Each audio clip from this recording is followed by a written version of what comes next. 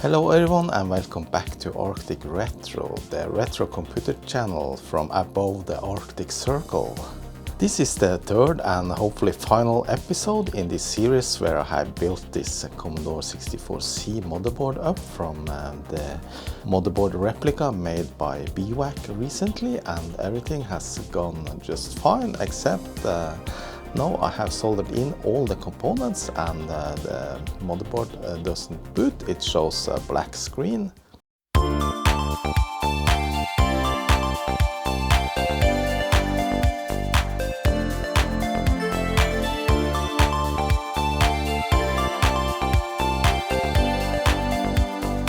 And the reason for that, I think, is that I gambled on a couple of chips that was taken from a parts board that I had from before, but apparently at least the PLA/MMU chip doesn't work. I think that's my next step, at least, to replace that with the one that I know is good.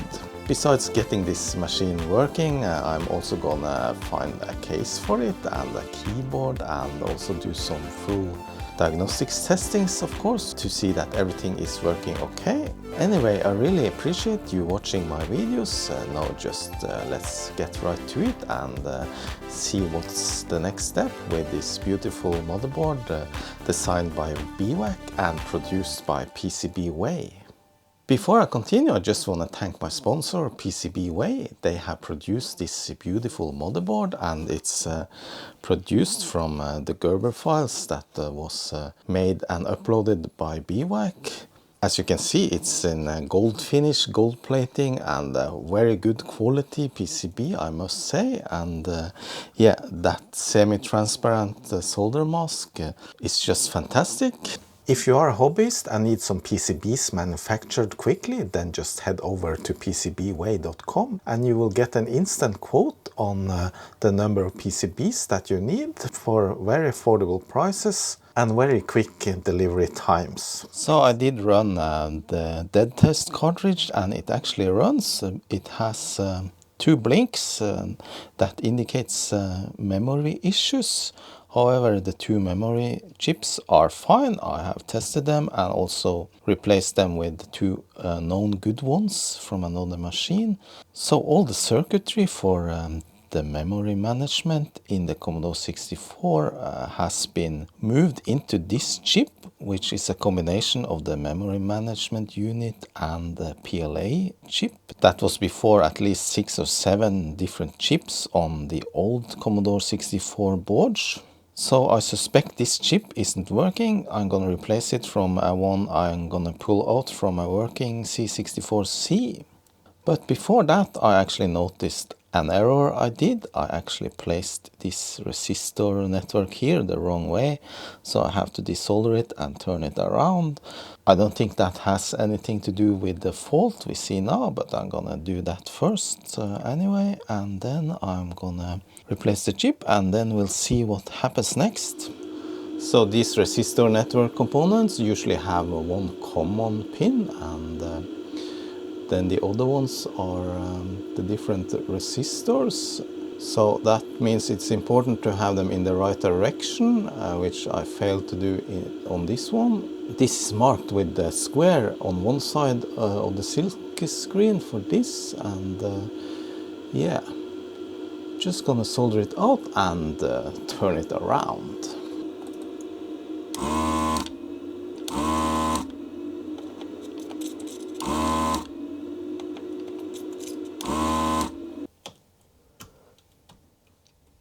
Then I simply turn it around. You see there's one square hole and the rest is rounded, and there's a dot on that side of the component.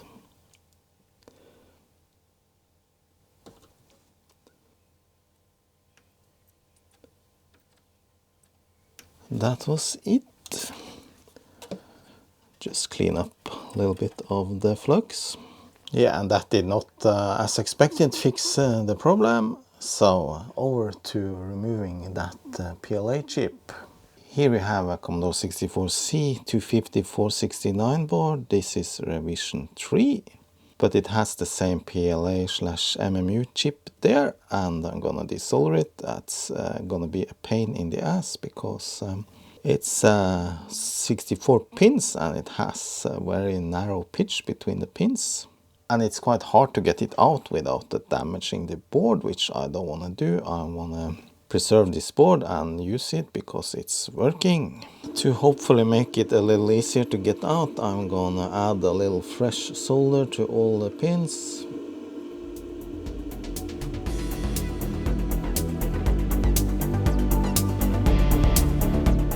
Then let's see if we can suck away that and get clean holes.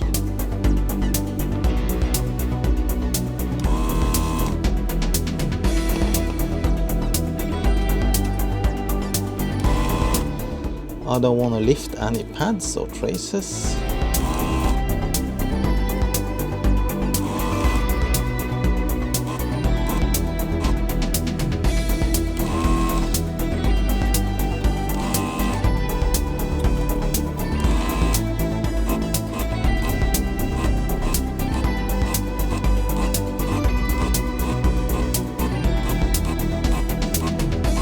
So I think I got most of the holes cleared pretty good, but still this chip is obviously not gonna give up that easily.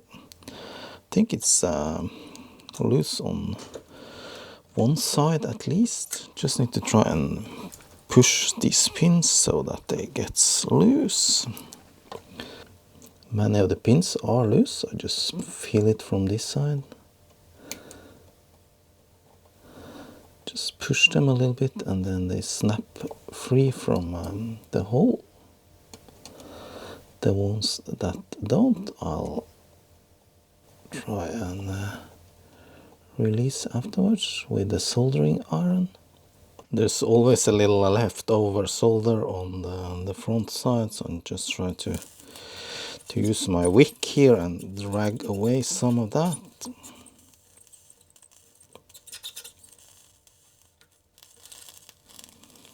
I did apply some flux before. Yeah, so that took away a great deal. So I finally pulled the chip out. I had to use a little bit of hot air on the end, but I think it came out quite nicely. I think I used around half an hour just to pull this chip out. Let's see if we can get it in then. I mean, the slightest bent pin on this, and it's almost impossible to get into this very fine pitch socket. Yeah, seems to go pretty straight, so I did a good job of desoldering it and didn't bend any legs. Yeah, straight in. Nice. Alright, let's hear a little drum whirl now. 3, 2, 1, ignition. Nope. Still black screen. Huh, that's strange. The dead test is still producing 2 blinks. So that didn't change anything. So what can it be then? Alright, it's time to pull out the oscilloscope again and see what we got of activity on the data bus and address bus and everything. See if we can figure out what's wrong with this board. So I did measure a little bit around the board, and since the dead test reports a RAM failure, I actually concentrated around the RAM chips, and there is actually something strange. If I measure pin 15 on this U10, the first RAM chip, it has a normal signal, which is data line 2, and on the other one it has a faulty signal on the same pin. So let me show you on the oscilloscope. So here's pin 15 on the first chip, and as you can see, there's normal activity on pin 15, which is D2. However, pin 15 on the other chip, also pin 2, you can see it. Yeah, it has strange signals, barely above 1 volt. So yeah, well, I don't think it's the RAM chip itself that's faulty. I think there's something around that. So I need to trace that line and see where it ends up and see if the continuity is okay. So I looked closely around this area with the RAM chips here and the kernel ROM, and guess what? I found one pin there that isn't soldered. Can you see it? So hopefully that's it. And there's a couple of solder points on the RAM chip that is a little thin or weak, so I'm gonna touch up on those. So I obviously didn't pay enough attention, and I didn't check good enough after finishing the soldering. That could have perhaps saved me some time, but so it's better that it's a fault like that than it's some other obscure thing or chips gone bad. Yeah, I think these look alright. So I'm gonna take another real close look now on all the pins on all the chips, just to make sure that everything is alright.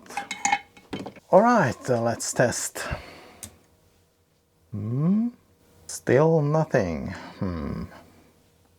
No, it's still the same issue with that weird signal on pin 15 on this chip, but not on that. Alright, so I did trace a little bit more, and I saw that actually one of the data lines on the CPU was also misbehaving, like that RAM chip. So yeah, and then I tried to remove some chips. I removed this CIA chip here, and look at this.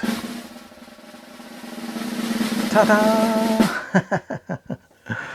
Okay, so, well, this might have been several issues at once, but anyway, removing that CIA chip seemed to release that issue on the data bus, so now it actually works. I didn't put in the character ROM, still the machine works. Let this run through, see if we get any issues. So RAM is now okay, color RAM is obviously okay.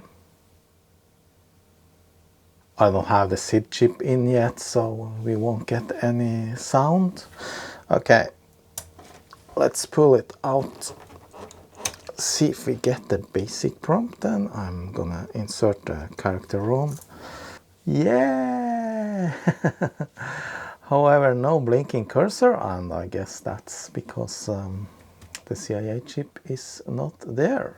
I'm gonna replace the GFIDOS with the ordinary C64 kernel. Just gonna check if this chip might have been yeah, misaligned or something, not properly in the socket. Nope, that takes down the machine, so this chip is probably dead. I'm gonna find another one. If not, I'm gonna take one from the working machine. Yeah, I found another CIA chip which is working. Now we have a working Commodore 64 with a blinking cursor. Yes, really happy about that, so nice.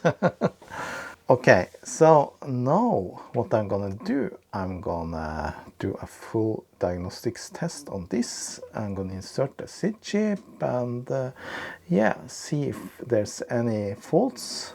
And after that, I'm gonna prepare a case for it. So I inserted the SID chip and it works fine. I also actually inserted the first PLA MMU chip that I had that I suspected was bad. It wasn't, it actually works. The machine has now been running for several hours, running this diagnostics test, and everything seems to be just dandy and fine. Nothing is very hot or anything. So, pretty pleased with that. You see the diagnostics test, it comes out with the bad on some stuff here. That's because I didn't hook up the testing harness. That's what I'm gonna do now. So let's check that out. Yeah, they hear the SID. Damn, she's tight. Okay. So even if the machine is working, I still suspect one or both the CIA chips to maybe be a little bit bad. On some functions, we'll see. No, look at that. That's okay on everything. Nice. Okay, let's try something fun. The Donkey Kong cartridge. What? Doesn't work. What's up with that? Okay, I took it out and suddenly it appears that this machine is dead again. What happened now? Only thing I did was to take out the... Okay, now it's back. Huh. Maybe something has happened now and some chip is starting to fail. Seems to work. Let's try the cartridge. Yeah, that works.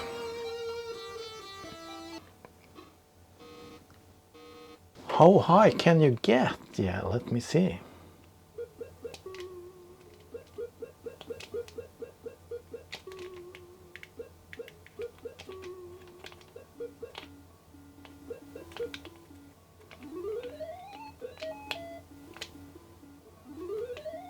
So one minor tweak I was planning to do was to install this LumaFix module, and you place it under the VIC-2 chip, and the VIC-2 chip goes on top. I think it's this way around. However, I changed my mind. For one, it has these thick pins here, and if you insert these into a socket like that, you will break the socket. Another thing is that the Commodore 64C and the case I'm going to use, it's kind of low profile, and it has the shielding and yeah, the cooling of all the chips goes on top of them, so it won't fit with this module on top. On a regular bread bin it would fit, but not on this machine. So I'm gonna leave this out, and the picture was kind of good anyway. There wasn't any noticeable jail bars as I can see. Alright, so I soldered in the PLA chip from the old motherboard that I had. Luckily I didn't have to take any component of that machine, so I can keep it as is. Unfortunately I didn't have a socket of that type, so I just had to solder it in. But take a look, compare the new one with the old one. So what do you think looks coolest? Me for sure, I definitely think this new one looks coolest, obviously.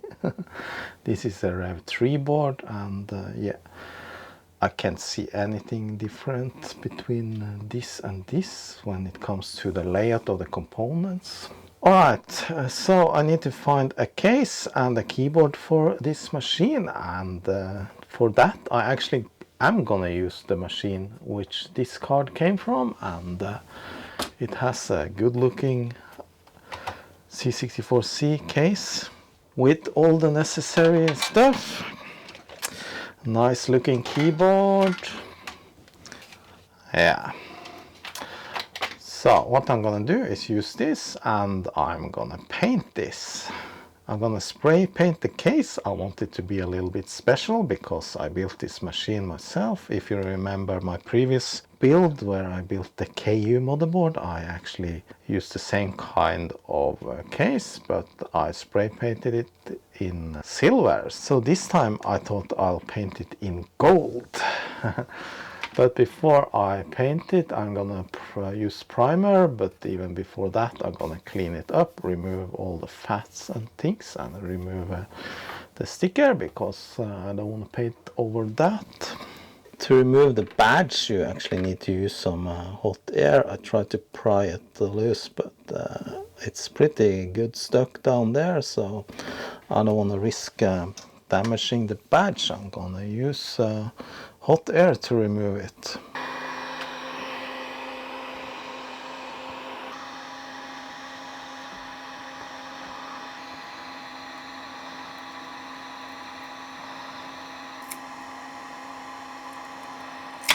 Yes. To get off the remaining glue, I just use a little WD-40 and rub it, and that actually dissolves the glue after a while, a couple of minutes. What can't you use WD-40 to actually? You can use it for everything. Not really sure if I'm gonna use the original badge or not. I have a couple of other options I might consider. It's time to spray paint the case for the computer, and I got this plastic primer here. Probably meant for cars, but yeah, that should work. And then I have this golden paint here.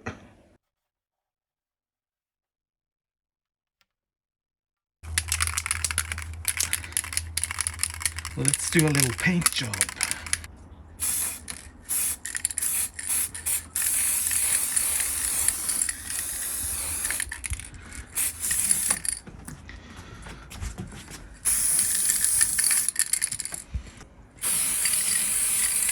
So the primer has dried, and now I'm gonna spray the golden finishing paint.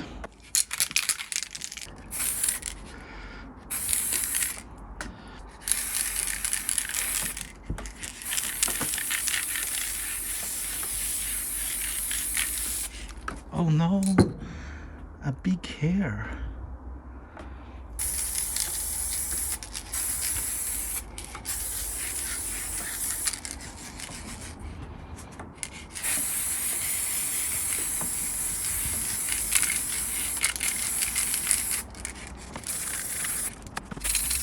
Look at that, I think that looks awesome. Might need another coating, but I'll see when this one dries. Oh my god, look at that! Golden C64C, gold edition. Doesn't that look cool? I mean, the paint job, it's not perfect. I mean, the machine and the case, I mean, the case had a couple of marks from before, and they still show through a couple of places, but I think the overall looks is very nice. Yeah, nothing has been running, and yeah, even coat. I didn't use any clear coat on this. I think yeah, a little matte finish like this is just nice. Of course, I could have bought a new case. Yeah, there are several options out there for brand new cases for the Commodore 64C, but I wanted something special. Alright, so now I'm gonna clean it up a little bit, remove the tape, put back the feet and the badge.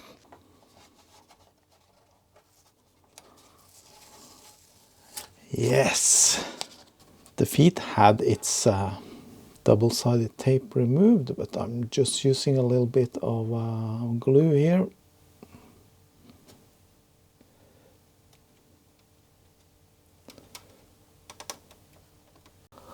Originally, I don't think there were any rubber feet on the back side. I just placed them a little bit behind, like that.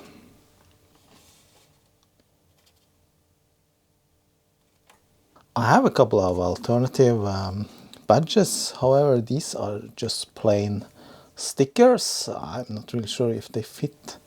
Maybe this one fits, but I'm gonna go with the original. It has a little scratch, but that's okay. This is used case. Use a little bit of contact glue here.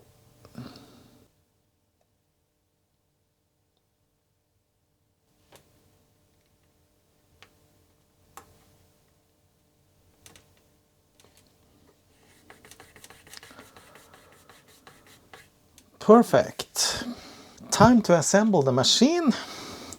And one big question is, does the board fit? I mean, as I understand it, it's a little bit difficult to get the screw holes completely correctly placed, because yeah, it's kind of a big board and there can be deviations in the production and things like that. So you can have a little bit of misaligned holes, but let's see now. Yes, that seems to fit perfectly fine. So on this side it looks to be quite aligned. I have pushed the board as far to the right as I can. On the right side, well, it's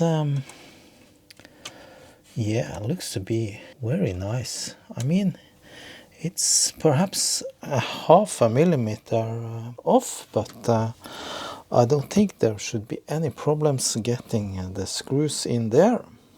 I'm gonna add a little heatsink to the VIC-2 and the SID chip. Those are the ones that has contact with the outer metal case.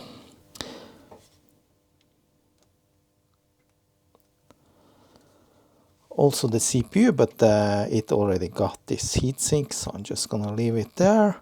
Now, I did use a 6510 CPU on this one. Originally, the C64C had an 8500, a little bit more modern variant of the 6510 that runs a little bit cooler, but I think this will be alright. I actually have ordered a 8500 CPU, so I might replace it later. The other chips, they actually don't run very hot, so there's actually no need for a heatsink, I think.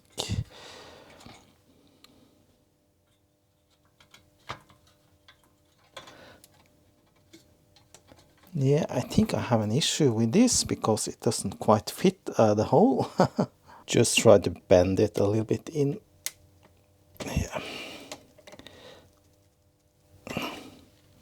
Oops, I noticed a pin that's not properly in. How could that be? It's, I think that is the ground, isn't it? Yes, now all the holes aligns and we can screw this back together. I mean, half a millimeter off on this side. I think that's acceptable. The screw goes in no matter what, so no issue there. This looks a little bit odd, but yeah, I just do it like that, and yeah, maybe we get a little bit additional heat sinking here. Okay, then we have the keyboard, and this is an original Commodore 64C keyboard from the other machine, and it's perfect for this machine. This, I think, has been refurbished before. It's very clean, so yeah, I think I did it once before. When I think about it, I haven't really tested this machine yet with the keyboard. Only that the keyboard test in the diagnostics cartridge was okay. Finally.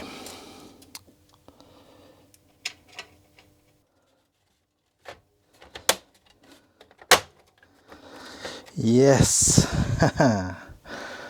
I just need one additional touch on this. No.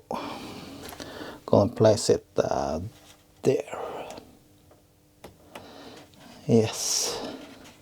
So I actually had a couple of plans for some additional improvements on this machine, and one of those was to replace the 5-volt regulator with a modern switching one that runs cool, but this machine doesn't have a voltage regulator, so couldn't do that.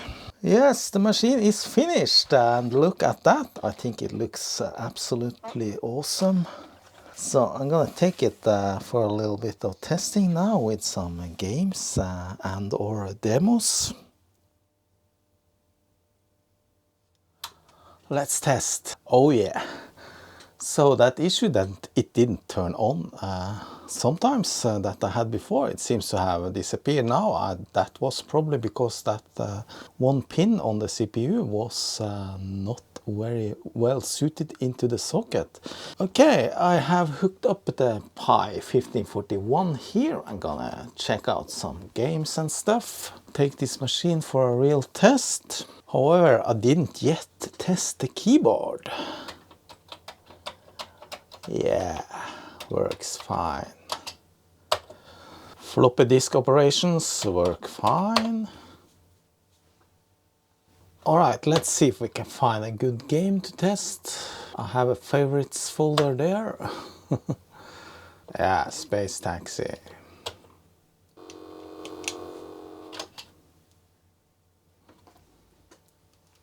I remember this game from back in the day. I used to play it a lot and it was quite fun.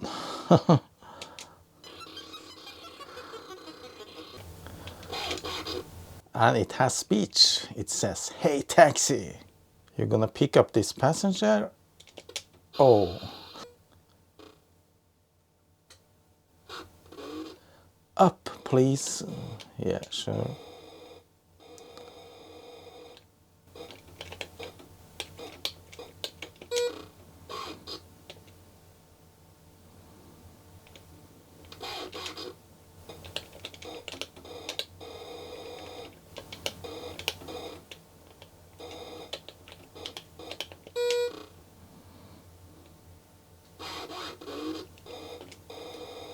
Let's try a Commodore 64 demo.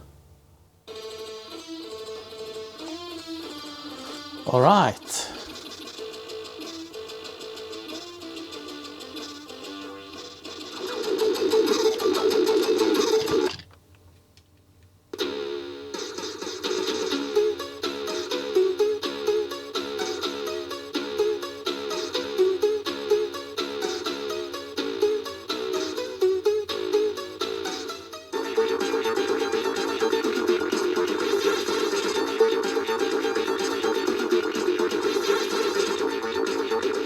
Then of course we have the Super Mario Bros. Game that really challenges the C64 hardware.